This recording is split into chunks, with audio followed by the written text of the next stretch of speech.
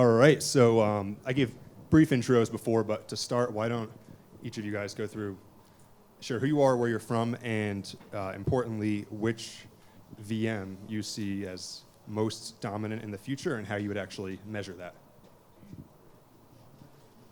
Hey everybody, I'm Captain Jack Barrow. I'm head of DeFi at Berachain.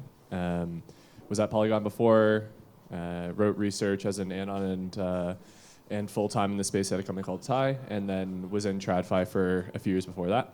I do all of the kind of like DeFi strategy and then a lot of the kind of ecosystem strategy, GTM stuff at Berachain, including having built this thing called Boyko that some of you may have heard of, which I ruined my own life for about 2 months with, but it was a good time. Berachain is an EVM chain. The tech is good. It's fully ETH identical out of the box, and so we're running stock ETH execution clients. Makes it nice and easy for developers to port over. I don't think this was like a super opinionated decision for us. It was kind of just one of those things that was very intuitive. Like we were trying to meet a lot of the DeFi developers where they were.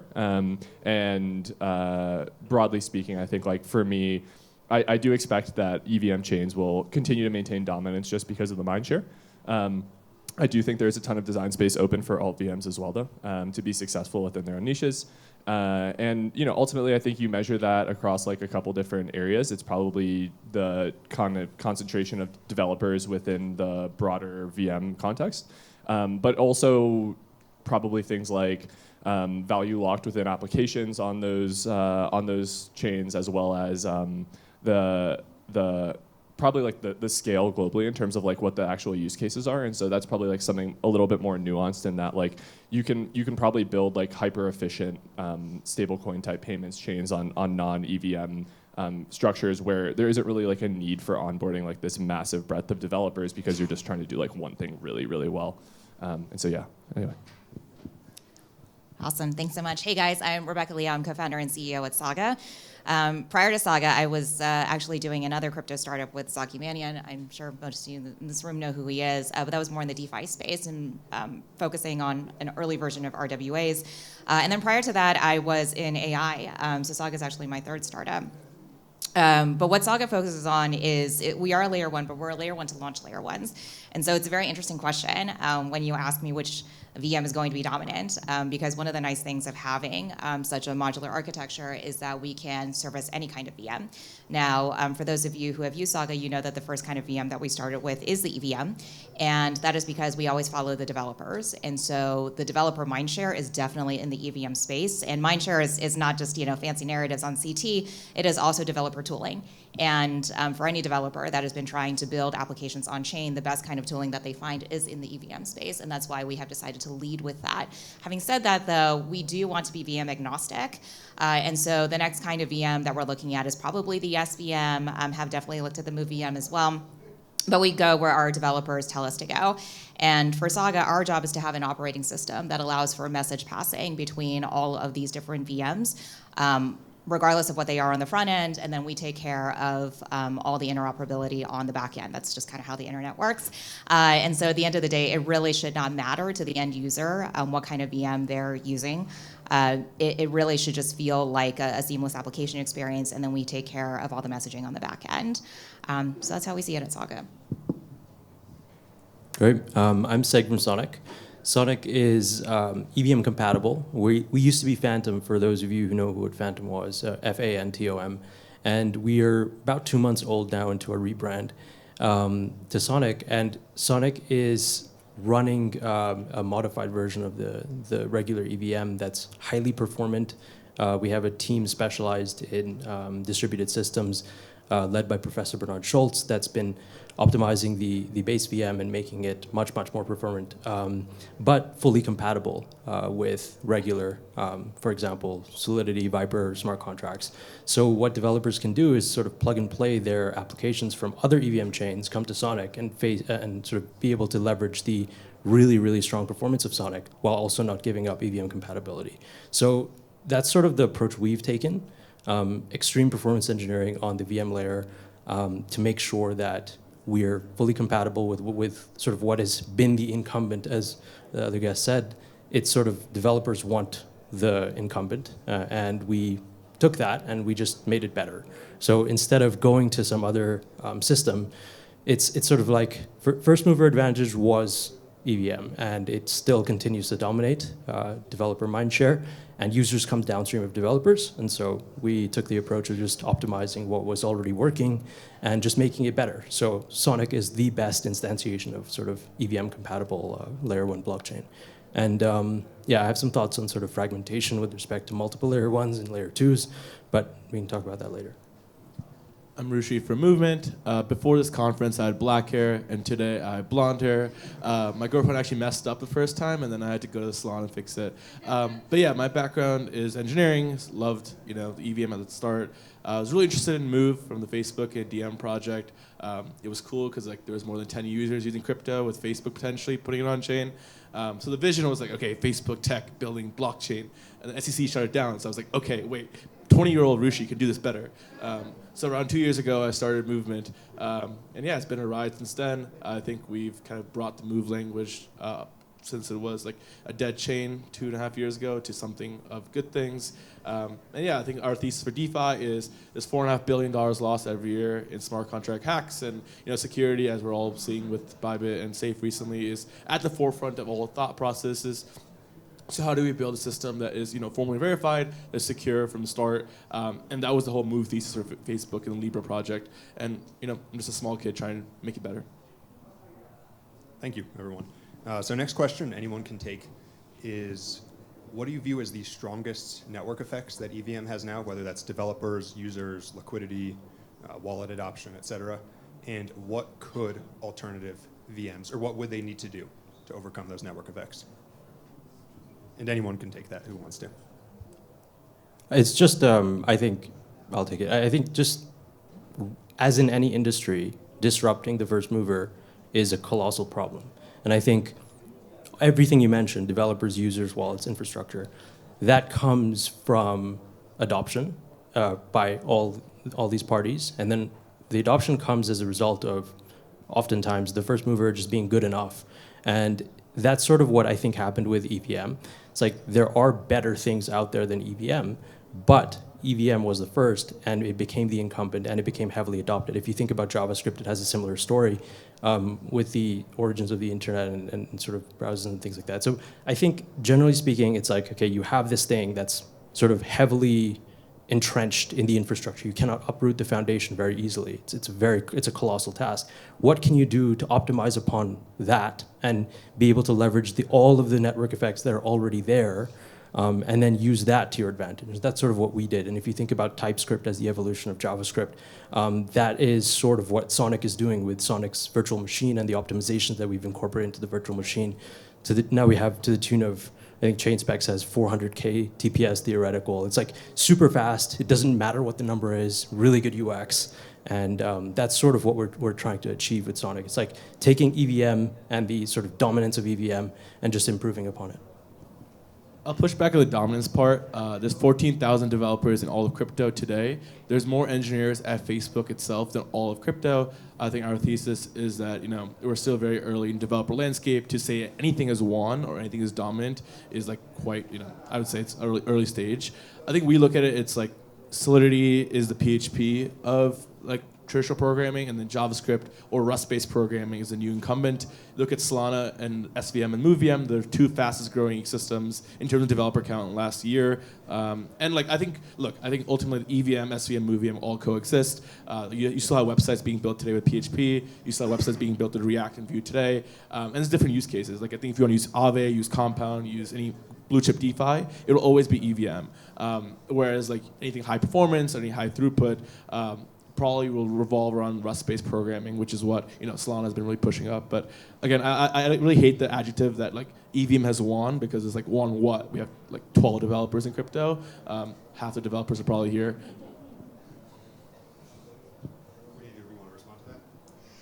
I mean, I think what's going to emerge very quickly, the theme of this panel, is that you can talk about the theoretical technical differences between each of these VMs and then the consensus mechanisms that they are sitting on top of. But at the end of the day, why does something have mindshare or dominance? It's because of adoption. And if it were the case that developers only went where most developers already sort of more or less know how to program, then we would all be writing in JavaScript in this space, and we're not.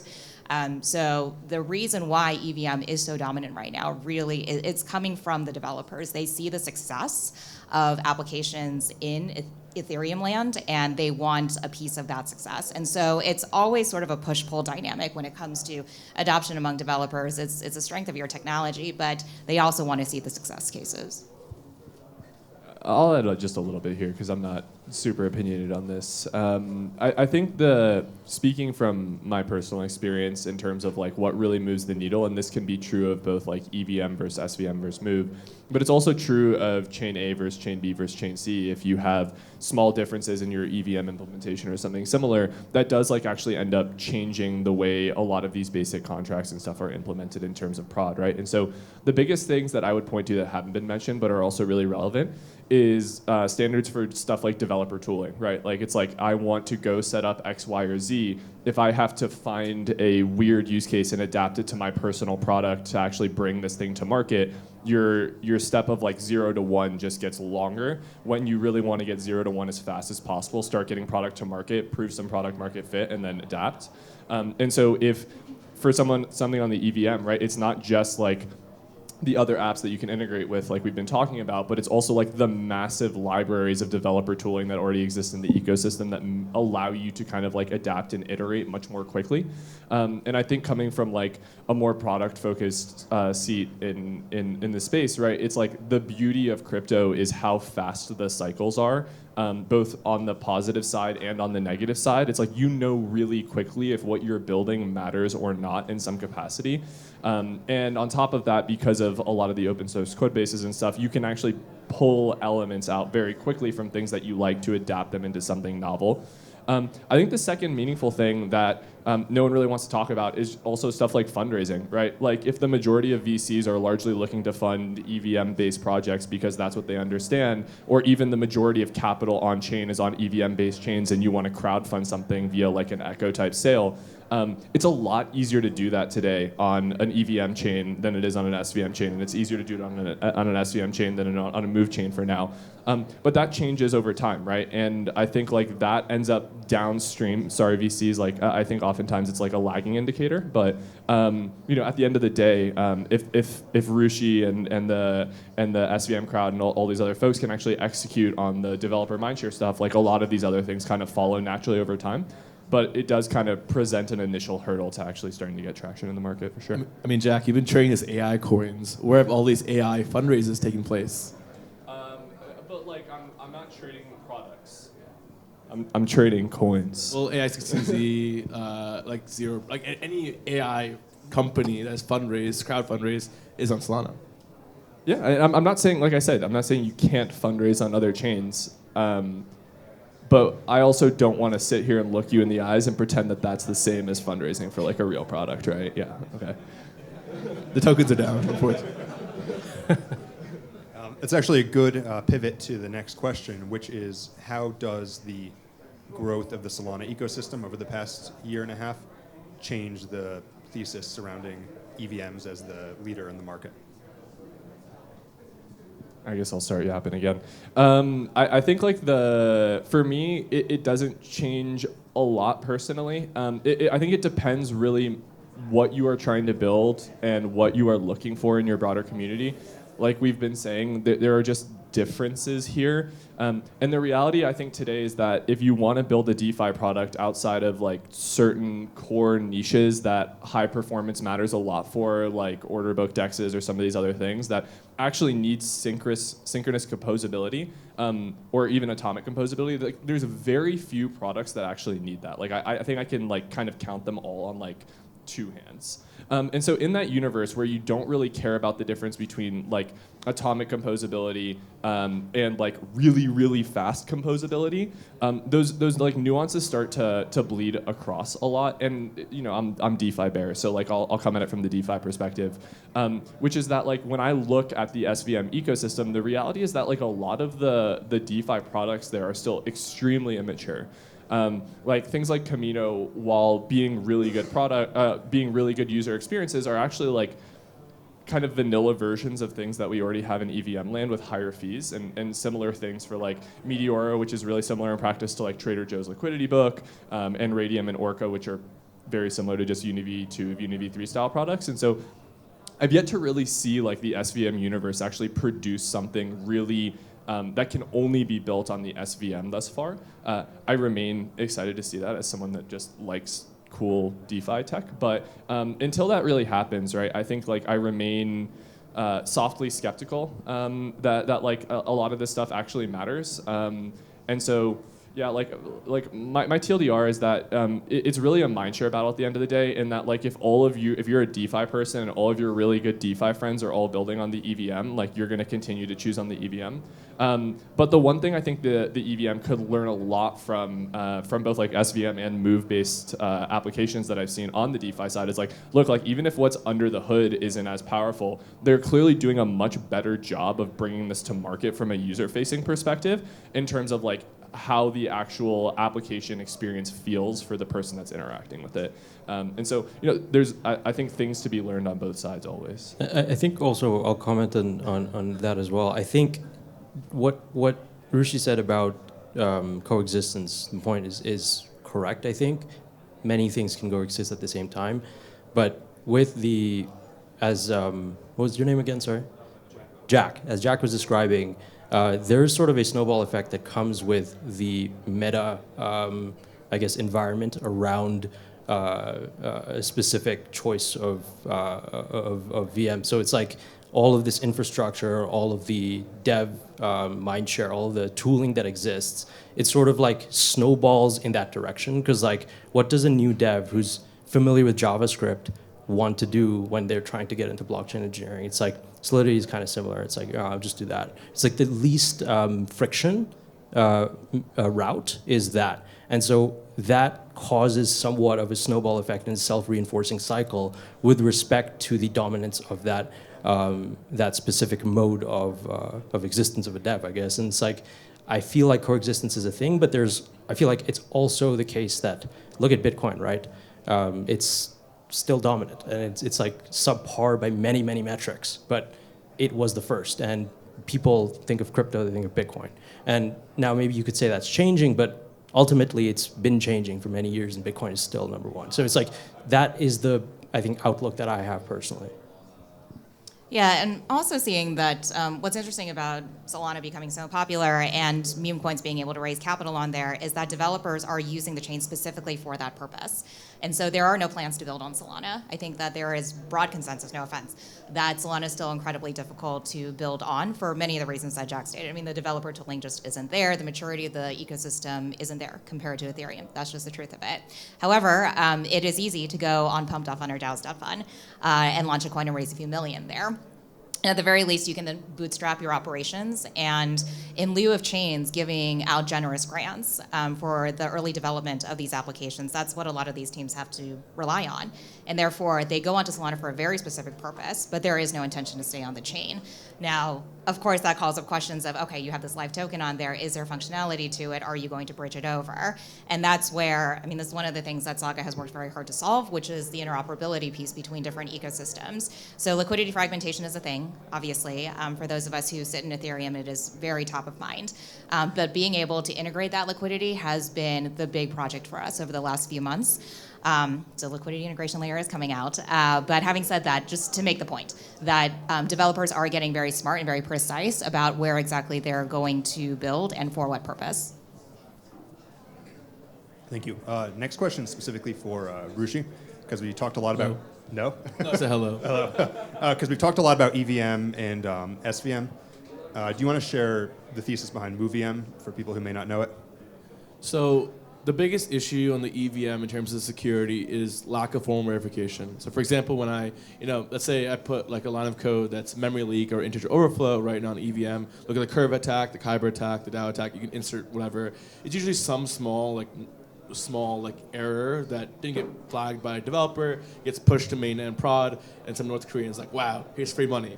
And that's what happened to like pretty much every blue chip DeFi protocol.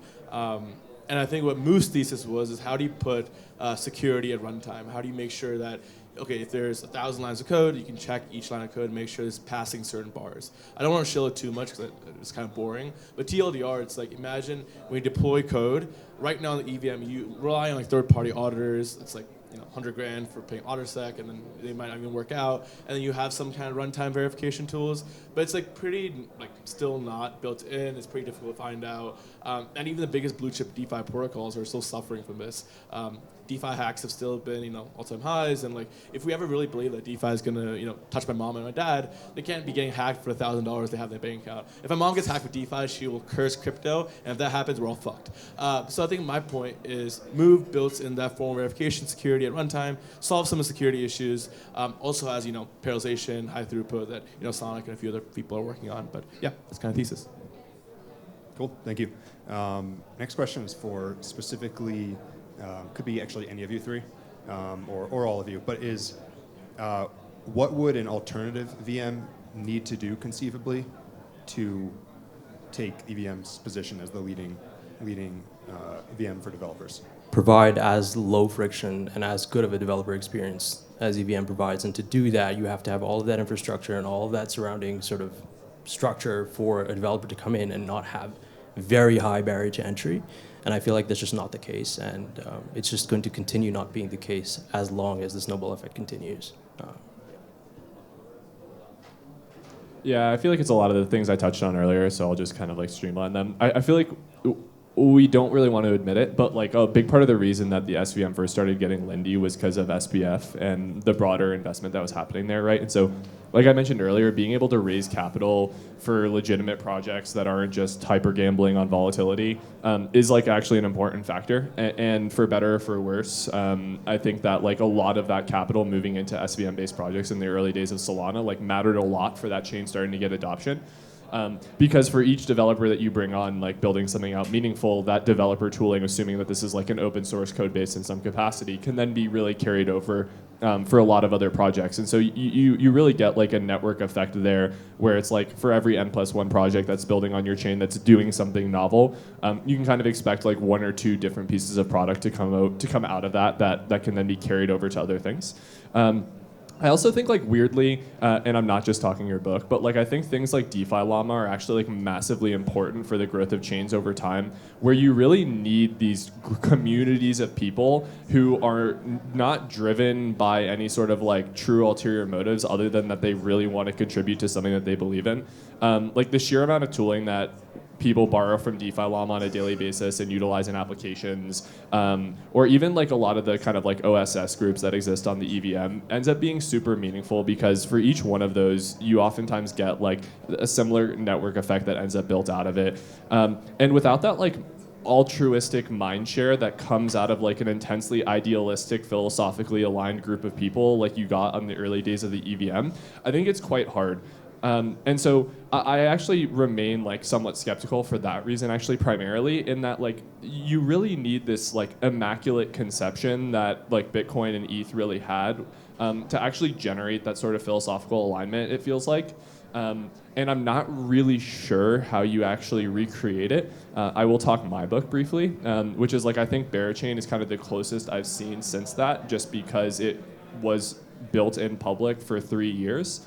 But even still, like I can be honest with myself and say like it's still incredibly different than what we see on these other chains. And so without that like real kind of like philosophical alignment, I think it will actually be like quite difficult to get the density of developer mindshare. But again, that doesn't mean that there aren't going to be really good projects and applications that people use built on these other VMs. Yeah, so just to add a different angle to this, because a lot of the people who are building on Saga honestly are not from the Web3 space. So we have our fair share of Web3 native developers, but honestly, most of our BD has been in the more traditional like Web 2 space, particularly in the area of games. And for a lot of these game studios or publishers, for instance, they have no idea what any of our conversations mean. They are not on CT, and so when it comes to mindshare among these developers, it's just non-existent for anything in crypto. And so it's really upon us to make a recommendation. And when I say that we are VM agnostic, we really are when it comes to just the initial conversations with these dev teams. Picking between EVM, SVM, MoveVM, or any other alternative VM. Once upon a time, there was CosmWasm VM. Not anymore, though. And honestly, I have never heard a developer say, well, comparing all the technical requirements here, there is something very specific about any particular VM that I really need in order to make my game work on chain. For the most part, they are asking for examples of success cases. So again, going back to what matters to a developer at the end of the day, they want to know the ease of implementation. I think we're all in agreement there that EVM is the most mature ecosystem for that. But they really do want to see that flywheel effect. A lot of that is underpinned by DeFi, which is an area that is completely foreign to these game teams. Nevertheless, I mean, they understand money, right? And so they see that flywheel effect, and that's where they ultimately want to build. Just some insights into decision-making process there. I think just to pull on that thread really quickly as well, it's like my book, our approach is EVM plus, like I said before. And I think that includes not only performance, but economic incentives as well. Devs understand money. And so Sonic has also implemented 90% fee monetization, which is basically developers, as their users use their protocols, the developer gets 90% of the gas generated on the network via their protocol back as revenue. So that's literally revenue by usage, like the YouTube creator model. And you don't have to front load capital raising with tokens and that kind of thing. And they're just like misaligned incentives all over the place. So that's something that not strictly VM, but it's sort of like holistically, we're trying to capitalize on an incumbent VM system and then improving upon it economically and from a performance engineering standpoint and other aspects, and then creating a really good holistic dev ecosystem on Sonic. Fantastic. And we are out of time. If you have a final word, Rushi, since everyone else got one, feel free. But that could be the last thing. G-move. Thank you, everyone. Thank you, panelists.